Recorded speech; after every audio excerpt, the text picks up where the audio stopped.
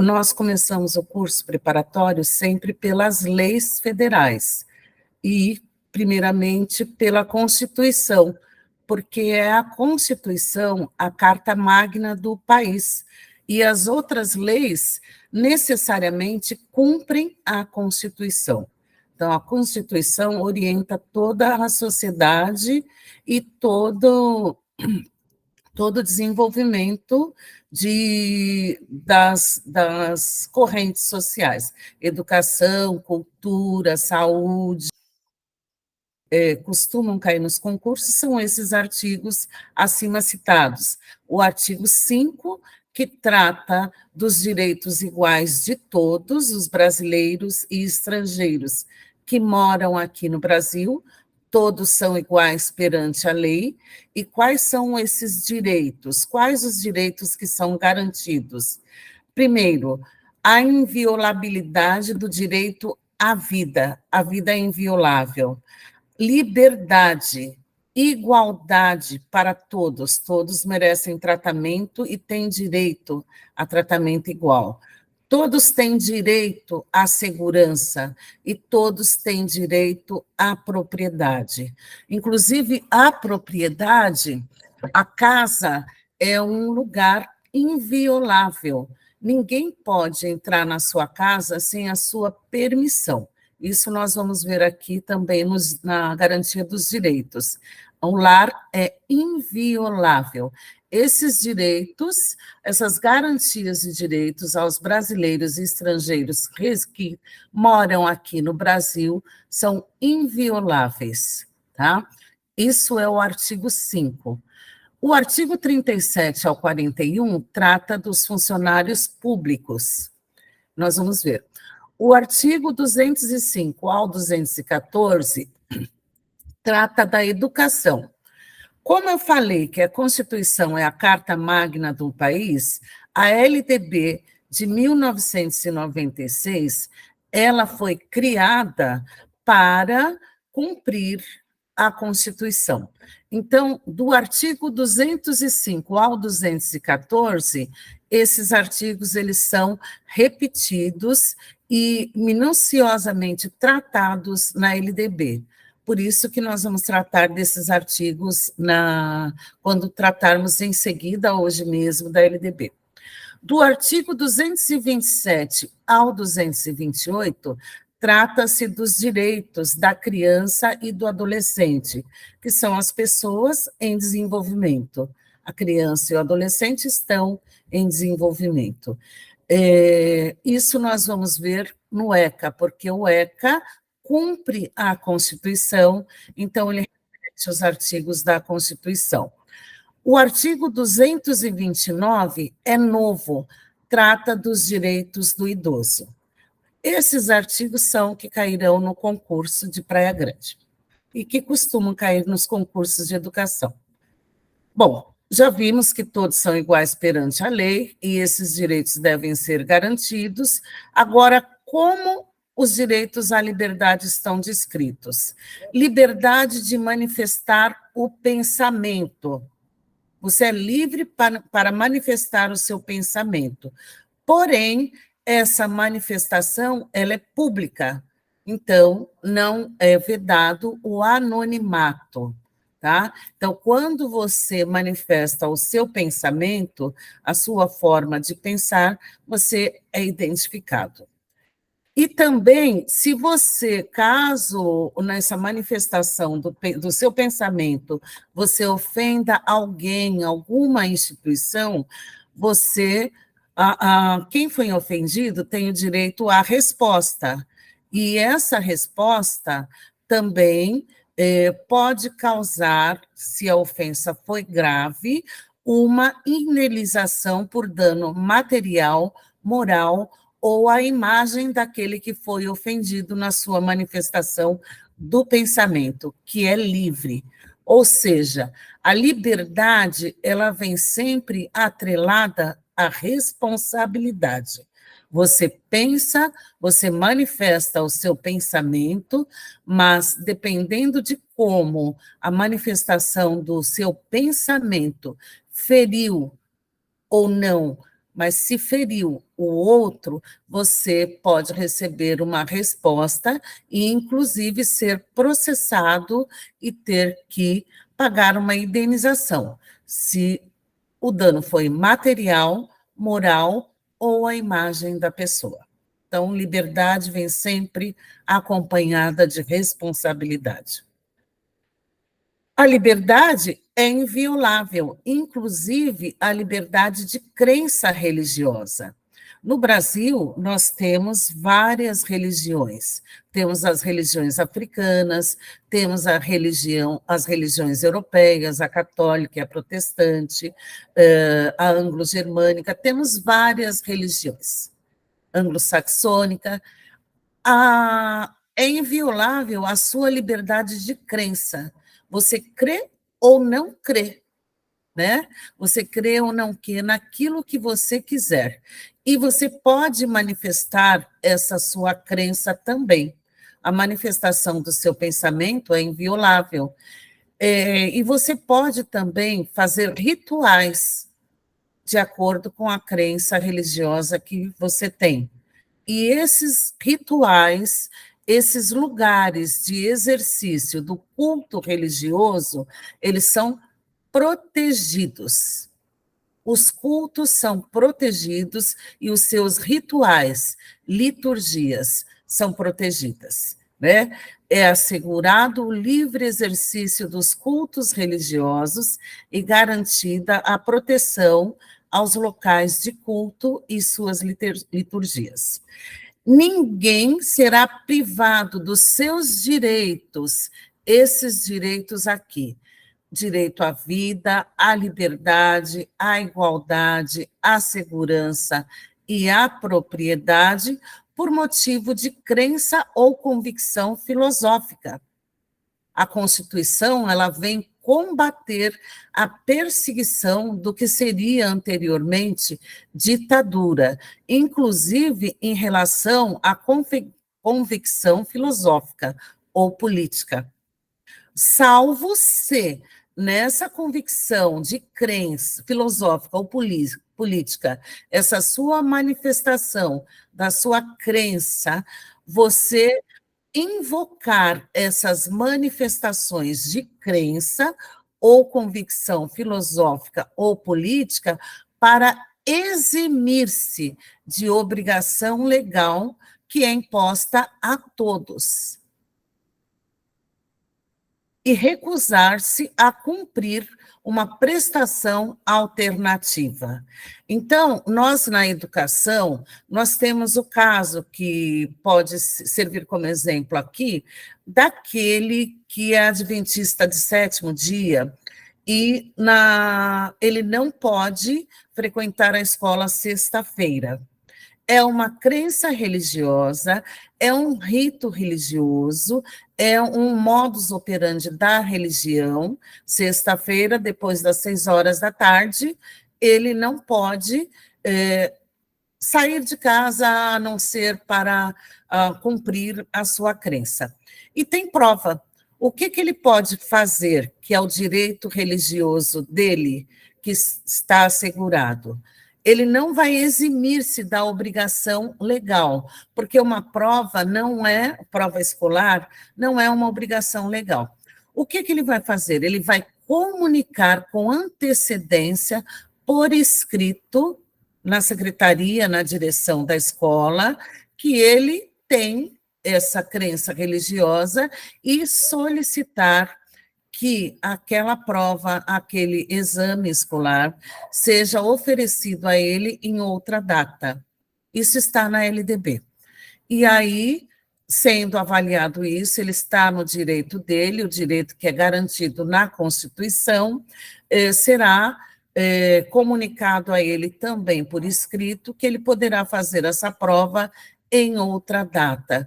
Ele vai assinar ciência e vai ter que comparecer na data estipulada, que ele concordou e estava ciente, tá? Que não seja, lógico, sexta-feira novamente. Se ele não comparecer, aí sim ele não fez aquela prova, tá? Mas isso desde que ele comunique com antecedência, porque é garantido o culto religioso dele, a ideia do culto religioso dele. Agora, eximir-se da obrigação legal a todos imposta seria o caso, obrigação legal é a obrigação do voto. Se não votou, tem que justificar posteriormente. Por exemplo, outras obrigações legais, né? Sexta-feira, ele precisa trabalhar, né? Ele não pode, ele tem a opção de não entrar num trabalho em que se trabalha na sexta-feira à noite, que tem esse período noturno. Mas se ele trabalha numa empresa que tem o período noturno, é obrigação dele comparecer. Ele não pode eximir-se dessa obrigação. É o caso dos professores, por exemplo, que têm a convicção religiosa que a partir das 6 horas da tarde, na sexta-feira, não poderiam cumprir outras funções a não ser o culto religioso. Mas se ele assumiu as aulas, ele tem uma obrigação legal de cumprir aquelas aulas.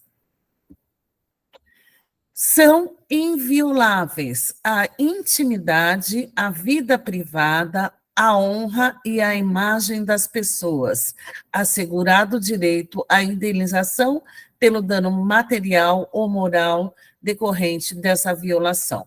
Violação da intimidade, por exemplo, é alguém entrar na sua casa sem sua permissão, é sua vida privada, né?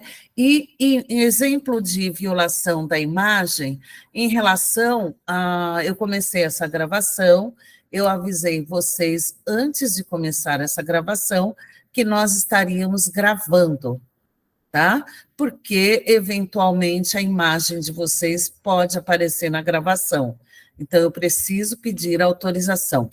Outro exemplo, fazer um passeio com as crianças para um zoológico, enfim, fora do ambiente escolar, onde os pais matricularam, e sem acompanhamento dos pais, você precisa pedir autorização.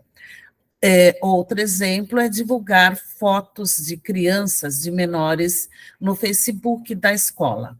Precisa ter a autorização, consentimento dos pais, porque senão é uma violação da imagem. A casa, como já foi dito, é um asilo inviolável. Ninguém nela pode entrar sem o consentimento do morador. Tem uma exceção. E quando nós tratamos de prova do IBAN, é importante prestar atenção nas exceções. A casa está tendo um sinistro, por exemplo, um incêndio, né? É possível, nesse caso, em que foi constatado esse sinistro, esse desastre, ou então um delito, um assalto, ou então a pessoa está sozinha e percebe-se que a pessoa que mora naquela casa está passando muito mal, precisa de prestação de socorro. Nesse caso, é possível entrar na casa sem autorização do proprietário, né? Para exceções, flagrante delito ou desastres, ou para prestar socorro, ou durante o dia, por determinação judicial. Então, quando se cumpre, por exemplo, uma ordem de despejo, essa ordem de despejo, que tem a determinação judicial por escrito, ela precisa ocorrer durante o dia. À noite não é permitido pela Constituição. E a Constituição, como eu já disse para vocês, é a carta magna do país. Obrigatoriamente, ela garante os direitos dos brasileiros e dos estrangeiros residentes no nosso país. Também são invioláveis o sigilo da correspondência, é inviolável, no caso, o sigilo da correspondência de dados e de comunicação telefônica.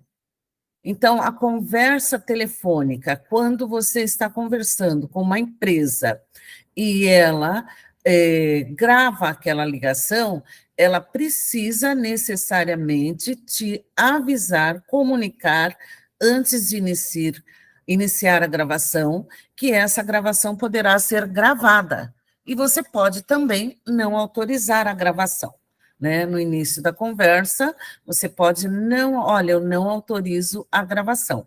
Imediatamente a empresa é obrigada, de acordo com a Constituição, a interromper a gravação.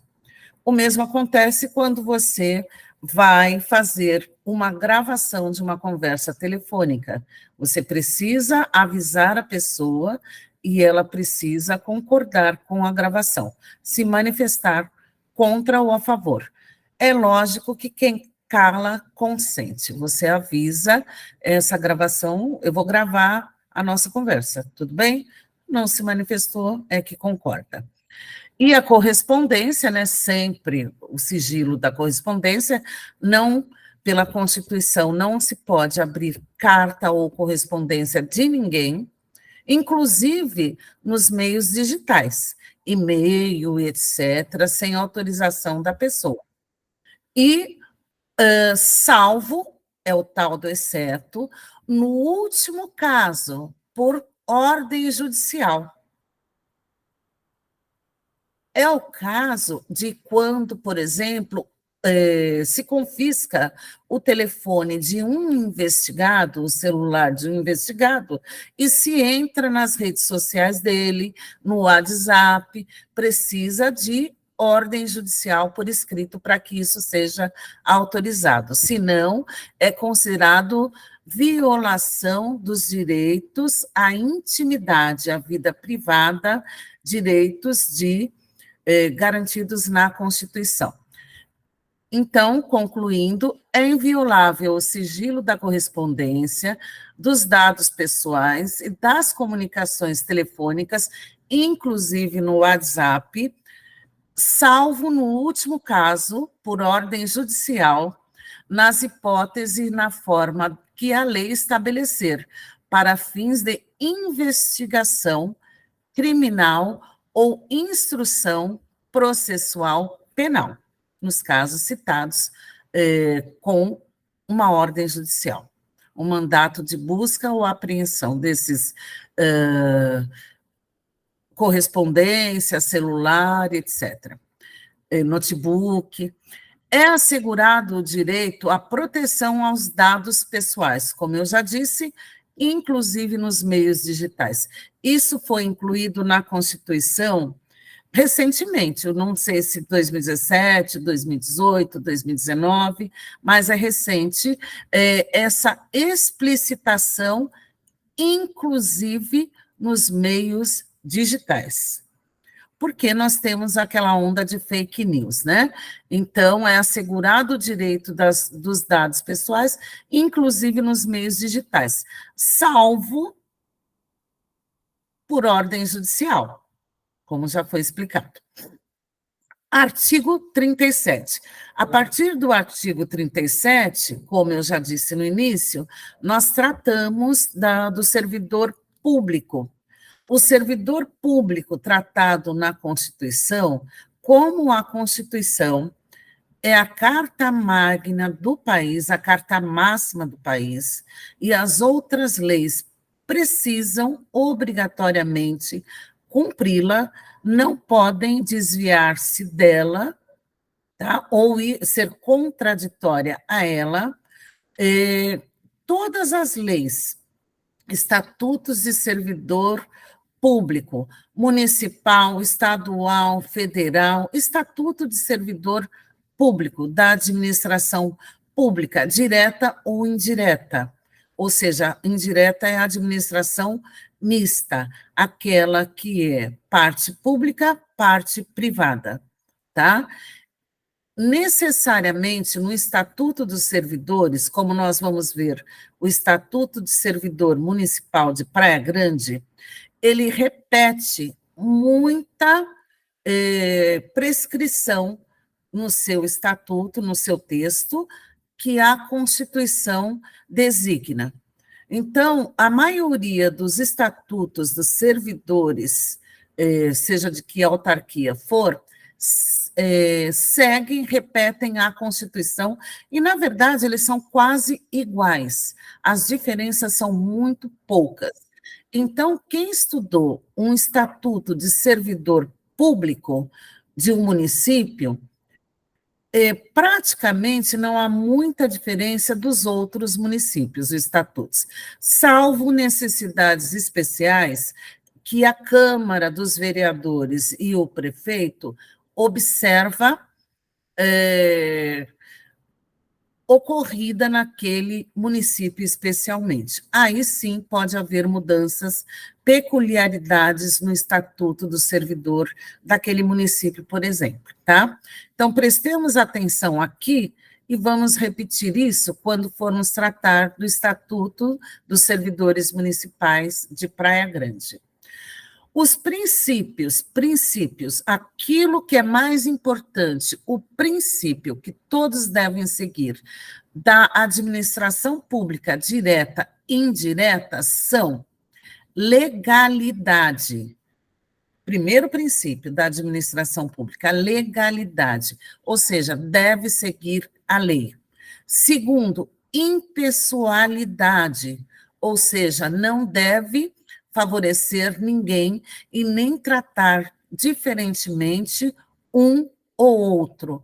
A administração pública deve ter um tratamento igual a todos, deve ser impessoal e não deve, em seus documentos, manifestar uma opinião particular. A impessoalidade é aquilo que deve ser cumprido por todos e o que é melhor para a maioria, não é pessoal.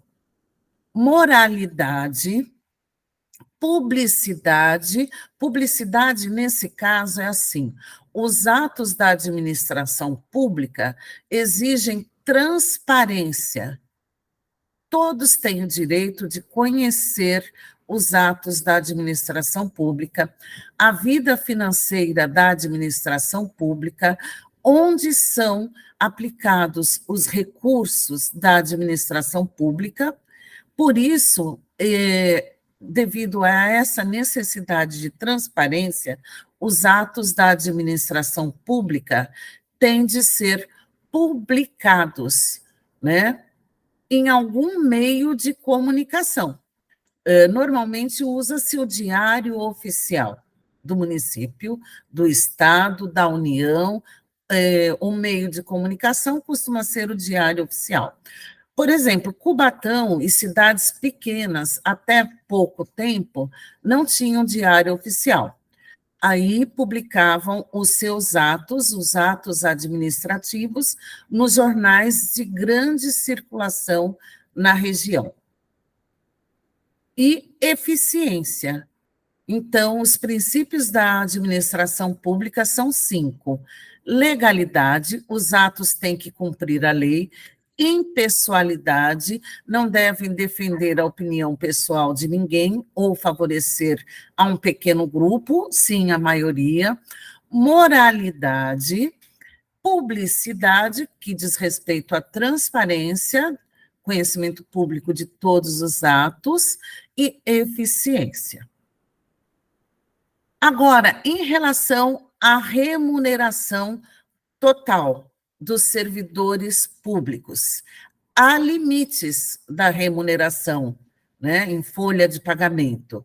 Remuneração é aquela que engloba todos os recebimentos do servidor. Então, é além do salário base, é o que compõe o holerite. A remuneração é o total que o servidor recebe. Então, o limite da remuneração no município é o salário do prefeito.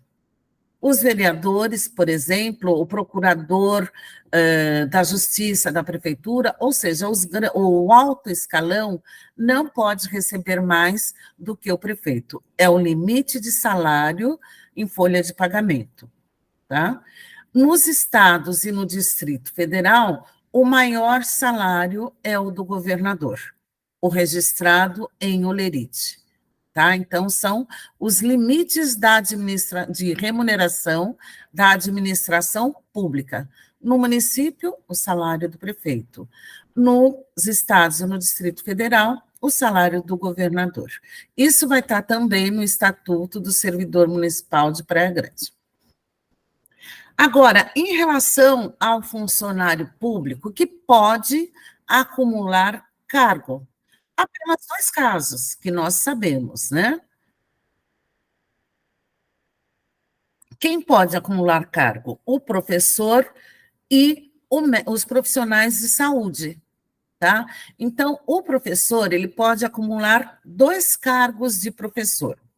Agora, se ele trabalhar numa empresa privada e também for professor, ele pode sim fazer esse acúmulo, desde que o acúmulo seja legal. Qual é o acúmulo legal? Acúmulo considerado legal, ou seja, permitido por lei, Constituição e as leis, é aquele acúmulo em que não há incompatibilidade de horário. Ele pode acumular desde que os horários sejam diferentes de trabalho no cargo de professor e ou no cargo de professor e o outro cargo, privado, técnico ou científico. Ele pode acumular desde que os horários sejam compatíveis. E também, no caso dos profissionais de saúde, ele pode ter 2 cargos ou empregos privativos, desde que ele seja um profissional de saúde regulamentado, tá? Então, não é o caso, por exemplo, do cuidador. O cuidador não é um profissional de saúde regulamentado.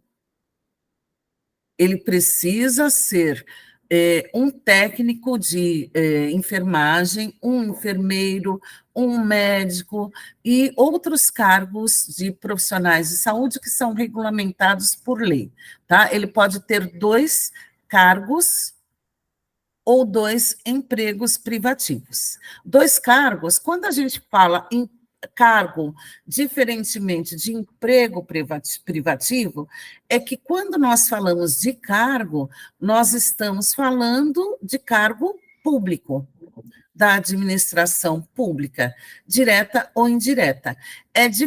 Cargo é diferente de emprego, porque emprego diz respeito à empresa privada. Então, quando nós tratamos de servidor público, o servidor público tem cargo e não emprego, tá? No artigo 39, ainda tratando-se dos servidores públicos, o padrão de vencimento também está lá no de Praia Grande. A fixação do padrão de vencimento observa, primeiro, a natureza, o grau de responsabilidade e a complexidade do cargo, tá? Do cargo, no caso, componente de cada carreira. Falando disso, remete ao plano de carreira. Então, de acordo com o seu avanço no cargo, por exemplo, nós temos diferenças hierárquicas no plano de carreira, dependendo do cargo que a pessoa ocupa. Se ela é coordenador, se ela é vice-diretor, se ela é diretor, se ela é orientadora educacional, se ela é professora, nós temos um grau de responsabilidade e complexidade do cargo diferente. E a natureza do cargo também é diferente. Por isso, o padrão de vencimento será também, provavelmente, em algumas prefeituras, nos cargos de gestão, o padrão é o mesmo, a fixação do padrão de vencimento é diferente, porque a complexidade do cargo necessita de um padrão diferente. Também, requisito para investidura no cargo público. Quando você investe, você entra no cargo público, no caso, vocês vão fazer um concurso público para a Prefeitura de Praia Grande, é requisitado determinada formação inicial. Então, nós temos, por exemplo, para secretário de escola, é requisitado a formação em nível médio. Para professor, em nível universitário. Então, dependendo do nível, o que é requisitado para aquele cargo, o padrão de vencimento também é diferente. E também a peculiaridade do cargo. Peculiaridades são as minúcias do cargo. As exigências que o cargo tem também pode estipular um padrão de vencimento diferente. Essas são as prerrogativas da Constituição que devem ser seguidas em todo estatuto do servidor público, seja municipal, estadual ou federal, e das empresas mistas de administração direta, pública e indireta, né? Administração indireta, que é a mista, que é aquela que tem uma parte pública e uma parte privada. Então, seria, o padrão de vencimento é fixado pela, natureza, grau de responsabilidade e complexidade do cargo, o que é requisitado para entrar naquele cargo, prestar um concurso para aquele cargo, no caso, uma determinada formação, e peculiaridades, ou seja, as minúcias que o cargo exige. As atribuições que o cargo exige, o grau de complexidade dessas atribuições. Vocês vejam que a lei, ela usa uma linguagem técnica, mas se nós pensarmos a lei em nossa realidade, vocês vão perceber que a lei não é um bicho de 7 cabeças. Ela realmente tem uma coerência lógica com o que deveria ser a realidade, né? Isso ficou bem claro aqui. Agora, promoção na carreira do servidor público. Novamente, nós estamos falando de plano de carreira, só que isso está na Constituição, o que deveria corresponder à realidade, mas há uma grande morosidade no cumprimento do plano de carreira dos servidores públicos. Algumas prefeituras ainda não cumprem esse plano de carreira que existe em papel, aperfeiçoamento. Proventos. Proventos diz respeito ao recebimento, ao olerite, né? Salário. Digamos que você seja funcionária pública, professora, e em determinado momento da sua carreira, da sua atuação, você substituiu o coordenador pedagógico, tá? Você substituiu o coordenador pedagógico por um caráter temporário. Então, você substituiu. Ou você exerceu um cargo de confiança ou um cargo em comissão de chefe da educação infantil na SEDUC, de secretário de educação, né? De chefe do ensino fundamental, de supervisor de escola. São funções que essas de chefia que podem ser funções de confiança, né? Chefe do ensino fundamental, chefe da educação infantil, chefe do pagamento, são funções de confiança, são desvios de função do seu cargo original, que é professor, como eu citei um exemplo. Ou você exerceu um cargo em comissão, você participou de uma banca de exame, de uma prova de exame municipal dos alunos do ensino fundamental, ou você participou da comissão de atribuição de aulas para os professores no município.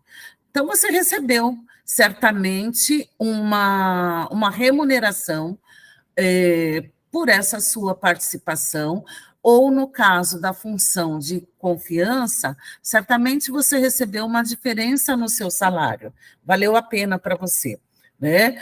Ou você substituiu o coordenador de escola e houve uma diferença nos seus proventos.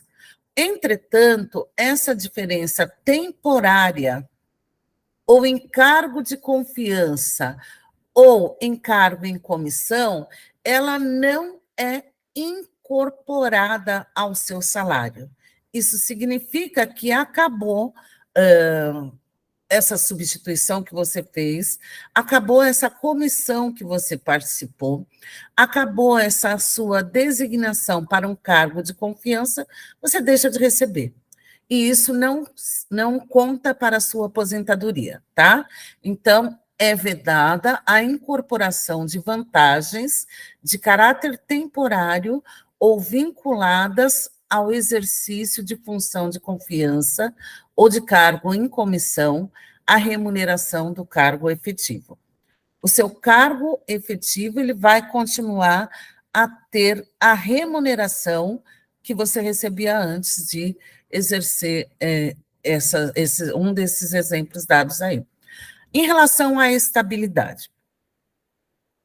A estabilidade do funcionário público é em qualquer autarquia, repito, porque aqui nós estamos falando de Constituição, ela acontece após 3 anos de efetivo exercício, não mais 2 anos, tá? São 3 anos de efetivo exercício, para somente aqueles servidores que prestaram e foram nomeados em concurso público e não em processo seletivo, como muitas prefeituras vêm fazendo, porque processo seletivo é temporário.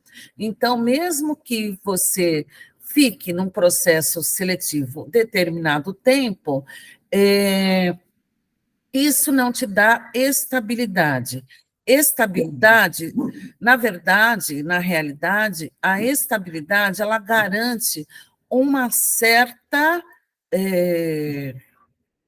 estabilidade, né, no cargo. Você permanece no cargo, a não ser que você fira o Estatuto do Servidor Público do município onde você trabalha. Então, nós vamos ver isso lá na aulinha sobre Praia Grande, tá? Então, após 3 anos de efetivo exercício, você, cada autarquia, em seu estatuto, estabeleceu as regras para que seja dada estabilidade ao servidor. Nessas regras, nós temos a prerrogativa de assiduidade, moralidade, enfim, nós vamos ver lá em Praia Grande, tá? Depois desses exames, dessa avaliação que é feita, dependendo do município, semestralmente ou anualmente, com ciência do servidor, na sua avaliação, né, da competência, etc., nós vamos ver minuciosamente depois, ele assina e recebe uma nota.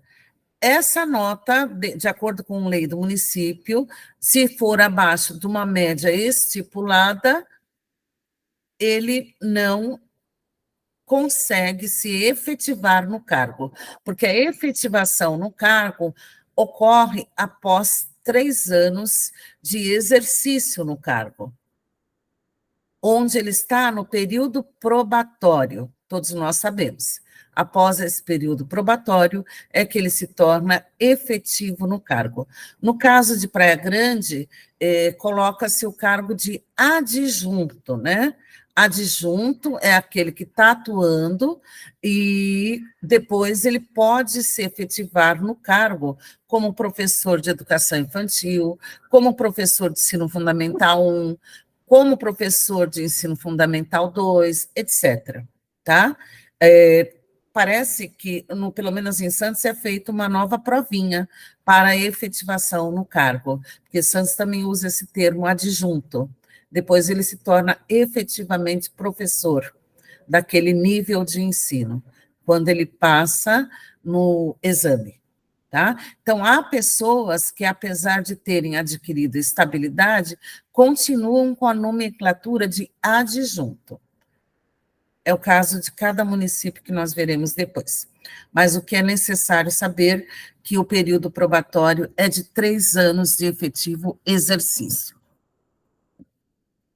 Agora que nós já falamos, que nós já entramos no concurso, que nós já fomos nomeadas, que nós já fomos efetivadas, nós já passamos período probatório, trabalhamos lá 25 anos ou 30 anos, se o cargo for de gestor, nós queremos nos aposentar, não é verdade? Ufa, ufa, ufa.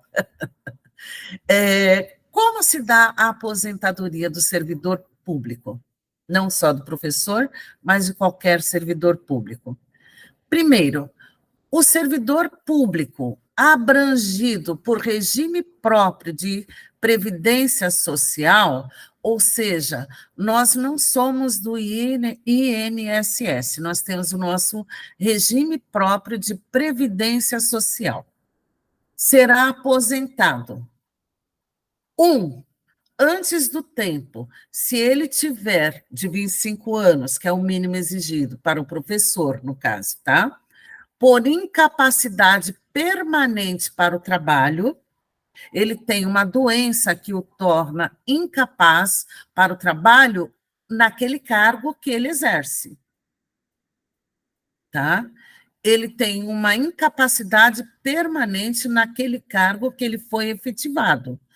Pode-se tentar, ele tem capacidade para o cargo. Aí tenta-se, depois, fazer uma readaptação antes de aposentá-lo. Readaptação em outro cargo ou em outra função. Por exemplo, o professor, ele está incapaz para o exercício docente na sala de aula, mas ele pode ser readaptado, então ele vai para a secretaria da escola, ele vai para a biblioteca da escola, continua com os seus vencimentos como professor, mas ele é readaptado. Agora, ele não pode ser readaptado porque a incapacidade dele é para o trabalho, tá? Então, ele é aposentado. Ele é aposentado por incapacidade física e qualquer outro tipo, uma doença ou psicológica, enfim, por uma incapacidade. Se ele for aposentado assim, ele recebe uma aposentadoria especial, que pode ser integral ou pode ser proporcional ao tempo de serviço. Isso nós vamos ver lá no Estatuto também, que é mais minuciado lá. Porém, necessariamente, ele passa por avaliações médicas periódicas, tá? Então, o servidor pode ser aposentado por incapacidade permanente para o trabalho no cargo, se ele não puder ser readaptado em outra área ou em outra função, né? E se ele for aposentado assim, uma aposentadoria especial, ele terá de fazer avaliações periódicas, normalmente avaliações médicas, com o risco de, se não fizer essas avaliações, ele perder a sua aposentadoria. Outro caso, ele pode ser aposentado compulsoriamente. O que é a aposentadoria compulsória? Ele trabalhou, dependendo do município, porque a Constituição também deixou livre para a autarquia decidir qual o tempo da aposentadoria compulsória, que é aquela aposentadoria obrigatória. Compulsória é aquilo que é obrigatório. Então, o município pode dizer que a aposentadoria, na sua legislação, que a aposentadoria compulsória ocorre aos 70 anos de idade, ou pode dizer que a aposentadoria compulsória ocorre aos 75 anos de idade. Nós vamos ver diferenças, nesse caso, nos estatutos, tá? A gente vai prestar atenção qual é a aposentadoria compulsória na Praia Grande. Ó, você vê que é lei complementar. Para resolver se é os 70 ou os 75, o município coloca a lei dele para decidir. Então, a aposentadoria obrigatória, digamos que o município, em seu estatuto do servidor público, colocou que a aposentadoria compulsória deve ocorrer aos 70 anos de idade. O servidor está lá dando aula, trabalhando no seu cargo, gosta muito, não quer se aposentar. No dia que ele faz 70 anos, no dia seguinte, ele está aposentado. Então, ele pode trabalhar até os 70 anos. No dia seguinte, ele não precisa nem ir, porque ele já está aposentado. Compulsoriamente, ok?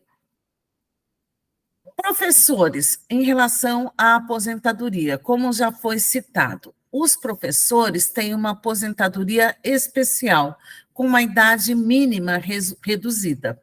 A idade mínima legal para aposentar é 30 anos para mulher e 35 anos para homem. Entretanto, o ofício de professor tem uma aposentadoria especial em que é reduzida essa idade mínima em 5 anos, ou seja, 25 anos para mulher de trabalho e 30 anos para homem, ok? Agora, a idade e requisitos para se aposentar. Em relação à idade, pela União, que é o geral, que é a aposentadoria geral, tá? Exceto no cargo de professor, tá? Vocês viram que o professor tem a idade mínima reduzida. Então, no caso geral, a idade mínima para aposentar para a mulher é 62 anos de idade, e para homem, aos 65 anos de idade.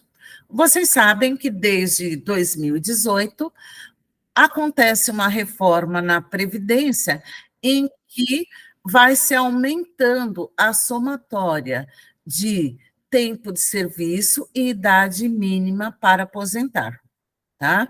Então, nós tínhamos 30 anos mais 65. Esse tempo ele vai aumentando, mas a idade mínima para aposentar é essa: mulher aos 62 e homem aos 65 anos de idade.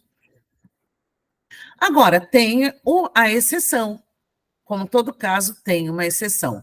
Se a pessoa é deficiente, ela pode, de acordo com a autarquia em que essa pessoa trabalha, ter direito a uma aposentadoria especial, que será determinada também em lei complementar dessa autarquia, seja município, estado. Aposentadoria-se deficiente poderão ser estabelecidos em lei complementar, né? A Constituição permite que seja estabelecido idade e tempo de contribuição diferenciado, né? Por lei complementar do respectivo ente federativo. Para que tenha-se direito a uma aposentadoria diferenciada, em tempo diferenciado, ou seja, provavelmente reduzido, né? Essas pessoas que se manifestam por escrito, né? Tudo tem registro escrito na lei, elas têm que ser previamente submetida à avaliação biopsicossocial realizada por uma equipe multiprofissional e interdisciplinar autorizada, credenciada pelo município ou pela autarquia em que ela requisita essa aposentadoria diferenciada por ser deficiente, tá? Então, ela vai ser previamente avaliada e, após essa avaliação, se for constatado realmente que ela é deficiente e que necessita, essa deficiência, não é toda deficiência, necessita mesmo de uma aposentadoria diferenciada, ela será aposentada. Entretanto, ela será aposentada, mas periodicamente, conforme determinado na lei complementar do ente federativo, município, estado, enfim, União, ela terá de ser novamente, anualmente, submetida à avaliação multidisciplinar, tá? Para que ela possa permanecer aposentada. Então, a avaliação, ela é feita regularmente. Terminamos a parte que é pertinente ao Estatuto dos Servidores Públicos, e que nós vamos ver lá na Praia Grande. Na lei complementar, né, de Praia Grande, que inclusive é lei complementar, Estatuto do Servidor Público Municipal de Praia Grande, que está lá no nosso edital. Agora, tem a lei, o artigo 229 da Constituição, também é novo, tem pouco tempo que foi adicionado à Constituição, que trata da lei do idoso, que foi criada após essa publicação na Constituição. Não cai no nosso concurso a lei do idoso. Porém, a educação trata também do tema do idoso como um tema transversal a todas as disciplinas, respeito ao idoso, tá? Então, o artigo 229, ele prescreve que os pais têm o dever de dar assistência, criar e educar os filhos menores. Filhos menores são aqueles de 0 a 18 anos, incompletos. Quando completa 18 anos, já é maior de idade. Os pais têm o dever de dar assistência, criar e educar os filhos menores. E os filhos maiores de idade têm o dever de ajudar e amparar os pais na velhice, na carência ou na enfermidade. Quem tem pais idosos vivos sabe que se, por acaso, um dos seus pais for internado internado num hospital ou numa clínica, ele nunca pode ficar sozinho. A lei do idoso obriga que um dos filhos, independente de estar trabalhando ou não, obrigatoriamente, ele vai receber um atestado por isso, ele deve acompanhar os pais na enfermidade, dar assistência, desde que, claro, ele vai poder faltar ao serviço desde que seja atestado essa necessidade, não tem outro filho disponível para fazer isso, que não trabalhe, que tenha uma condição de flexibilidade de horário melhor. Então, você é a única filha, você tem que acompanhar o seu pai ou a sua mãe, os seus idosos, avós, na carência ou enfermidade e amparar na velhice. É uma obrigação, que é requisitada legalmente na lei do idoso. Acabamos a Constituição.